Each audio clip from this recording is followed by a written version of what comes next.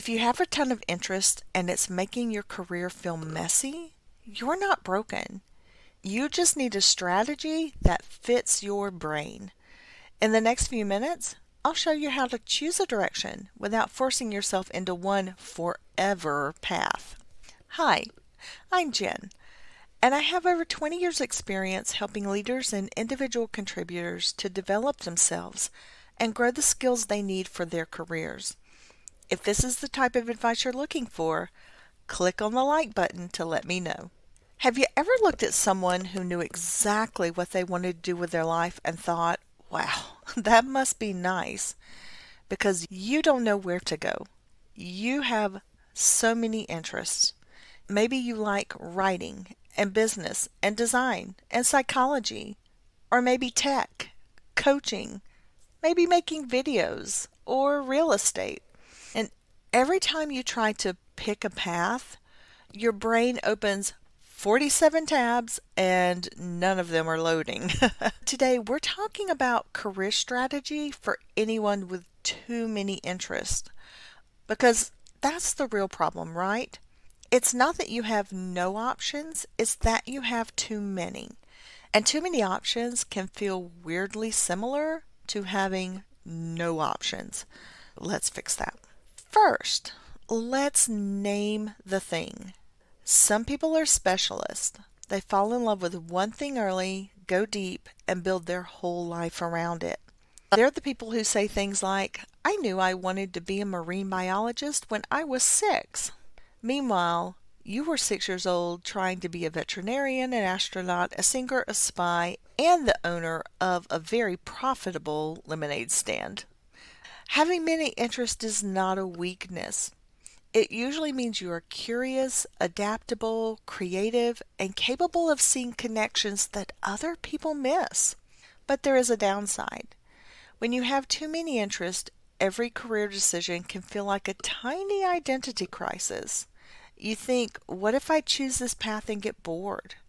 What if I commit to this and later realize I should have chosen something else? What if I spend 5 years building a career and then wake up one morning wanting to become something completely, totally different? The challenge is that your mind keeps treating career decisions like they are permanent life sentences. But most career decisions are not permanent. They're directional. They're experiments. They are seasons. Think about your family and friends. How many of them are actually working in the career that they got a degree in? Because these days, there are a lot of people that may get a degree in one specific field, but end up finding their role, their passion for life in something different. And that's okay. Once you understand that picking a path just means simply taking a step or two forward, it's a lot less intimidating. Here's what's actually happening underneath the surface. When you say, I don't know what career to choose, what you actually mean is, I'm scared that choosing one thing means losing everything else. And that fear is very real, because if you're someone with many interests, your interests may feel like pieces of your personality. So when someone tells you just pick one, it can sound like they're saying, please delete 80% of yourself. The fear is not just about work, it's about your identity. You're afraid of becoming trapped in a box. You're afraid of becoming the person who used to be creative, who used to love writing, who used to have big ideas.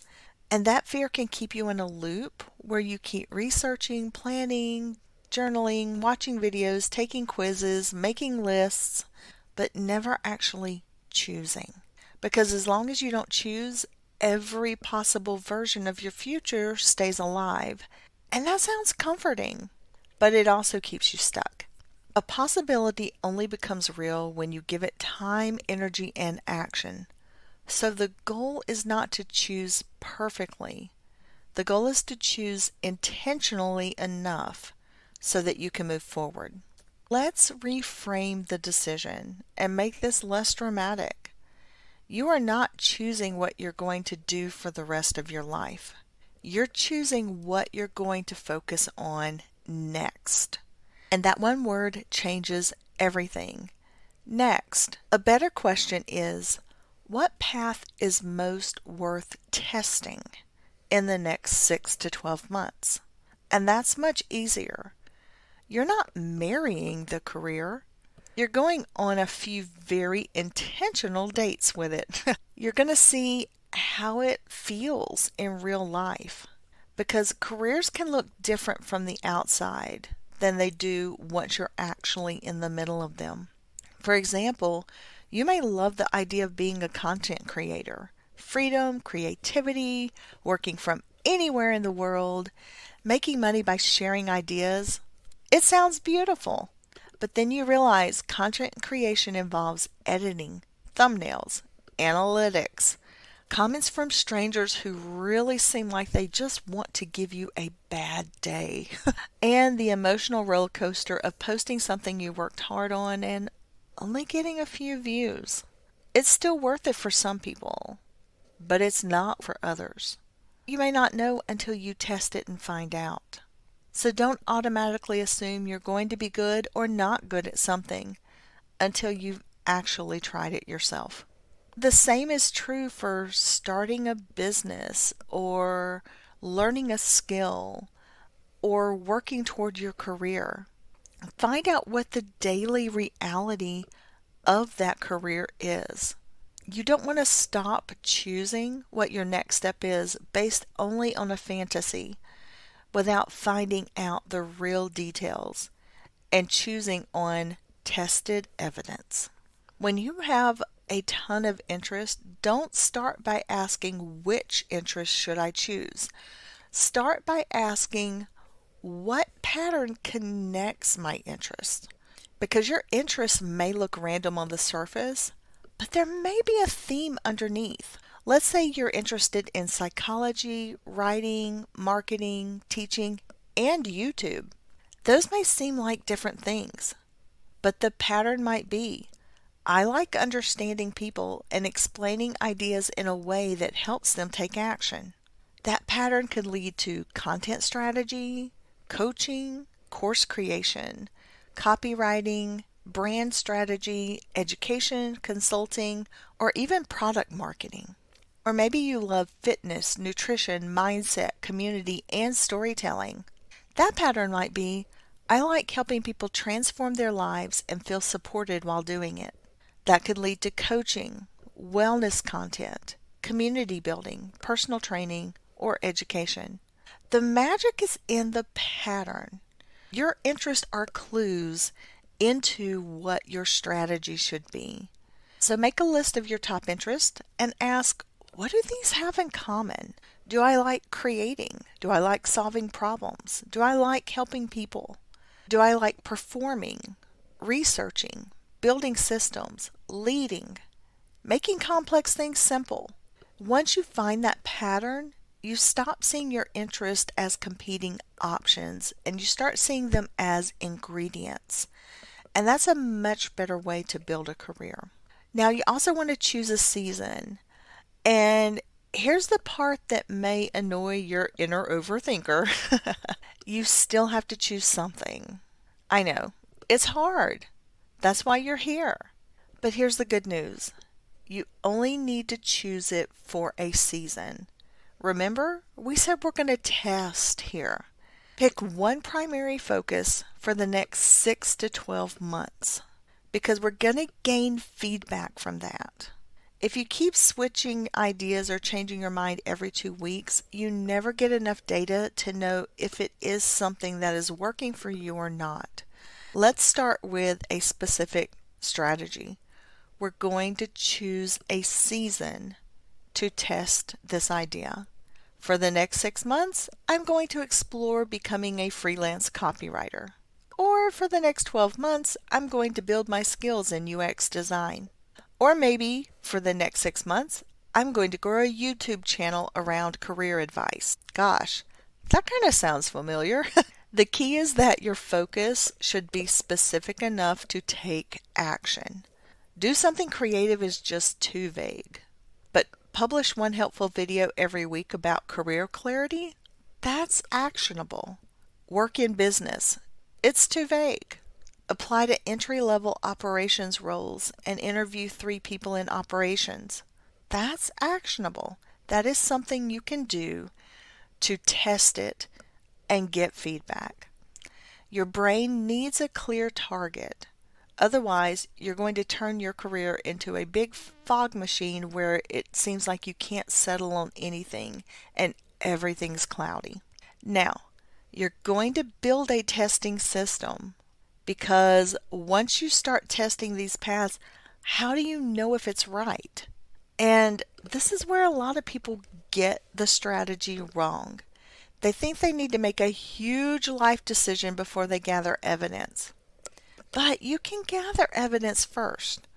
Before you quit your job, invest in some big certification, go back to school, move cities, or announce your new identity to everyone at brunch, run some small tests. A career test could be taking a beginner course, doing a tiny freelance project, shadowing someone currently in that industry, or interviewing people in the field, creating 3 sample projects, or even volunteering. Or if it's something more creative, maybe posting content for 30 days or building a small portfolio to see what the work is like. As you're doing these small tests, ask yourself, do I enjoy the process of this, not just the idea? Do I like the problems this path requires me to solve? Now, you don't have to like everything about what you're exploring because that honestly would be impossible. But you are looking at, when this presents a problem, is it going to be so huge that I'm not going to want to spend the time and energy to fix it? If so, that's a clue that it might not be the right path. Another question that you should ask yourself is, am I willing to be bad at this long enough to improve? Because if it's new, chances are you're not going to be perfect right from the beginning. Another thing to consider is, could this path support my financial goals? And that last question matters because sometimes passion doesn't pay the rent. And rent, unfortunately, does not accept good intentions. So a good career path usually sits at an intersection of 4 things: interest, skill, market demand, and lifestyle fit. Interest means you care enough to keep going. Skill means you can become good at it even if you're not right now. Market demand means people or companies value it enough to pay for it. And lifestyle fit means the day-to-day reality does not make you miserable. You don't need to score a perfect 10 out of 10 in all 4 categories, but you do need enough to align to make it worth pursuing.